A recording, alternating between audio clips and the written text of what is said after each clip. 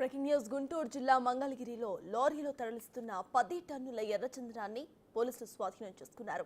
అయితే పేపర్ బండిలో లోడ్లో అక్రమంగా ఎర్రచందనాన్ని రవాణా చేస్తున్నట్టుగా పోలీసులు తెలిపారు. చెన్నై నుంచి విశాఖ వైపుగా ఎర్రచందనం తరలిస్తున్నట్టు గుర్తించారు పోలీసులు. చెన్నై నుంచి అస్సాం నుంచి చైనా దేశానికి ఎర్రచందనం దుంగలను తరలిస్తున్నట్టుగా సమాచారం.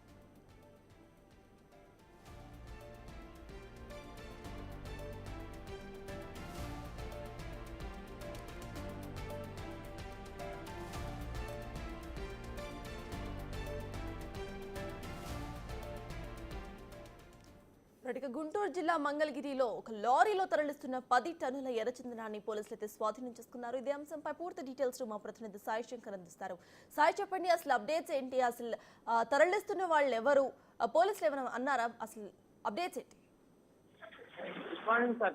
పుష్ప 2 సినిమా రిలీజ్ సమయంలో ఆ సినిమాని ఇన్స్పిరేషన్ గా తీసుకున్నారా ఏంటి అనేది మనం ప్రస్తుతం ఈ ఎర్రచందనం స్మగ్లర్లను చూస్తే అదే విధంగా అనిపిస్తుంది. ఎందుకంటే అత్యంత తెలివిగా పేపర్ బండిల్స్ ఏవైతే మనకి ఎవ్రీడే సప్లై చేసేటటువంటి లారీలు ఉంటాయో వాటిల్లో ఈ ఎర్రచందనానికి సంబంధించినటువంటి దొంగలు ఏవైతే ఉన్నాయో వాటిని ఆ పేపర్ బండిల్స్ లో చుట్టి మరీ నీట్ గా తరలించేటటువంటి ప్రయత్నం అయితే చేశారు. కానీ పోలీసులు అయితే అక్రమాస్తులకు సంబంధించి ఈ తరలింపుని అడ్డుకున్నారనే విధంగా చెప్పొచ్చు.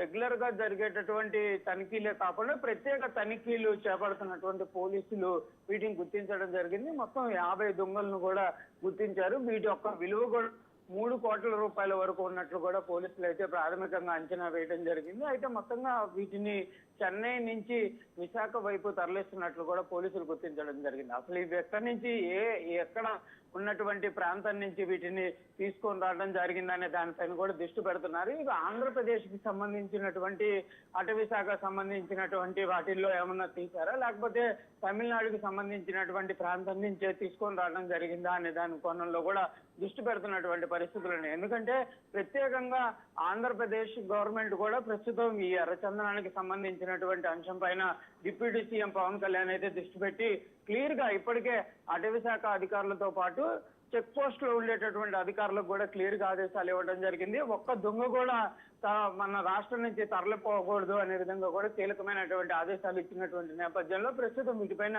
ప్రత్యేకమైనటువంటి దృష్టి పెడుతున్నటువంటి పరిస్థితులు ఉన్నాయి. వీళ్ళు రెగ్యులర్ గా స్మగ్లింగ్ చేసే వాళ్ళు అనే విధంగానే పోలీసులు అయితే చెప్తున్నటువంటి పరిస్థితి ఉంది. వారికి సంబంధించి పూర్తి స్థాయిలో డీటెయిల్స్ అయితే ఇంకా పోలీసులు అయితే విచారణ చేపడుతున్నటువంటి పరిస్థితులు అయితే కనిపిస్తున్నాయి. అయితే ఈ ఒక్క లారీనే వెళ్ళడం జరిగిందా, ఈ మధ్య కాలంలో ఇలాంటి సప్లై ఏ విధంగా జరిగింది అనే దానిపైన కూడా పోలీసులు అయితే ప్రస్తుతం దృష్టి పెట్టి ఎవరైతే ఈ నిందితులు ఉన్నారో వాళ్ళ దగ్గర నుంచి కూడా విచారణ చేపడుతున్నటువంటి పరిస్థితులు ఉన్నాయి. Right, thank you Sai.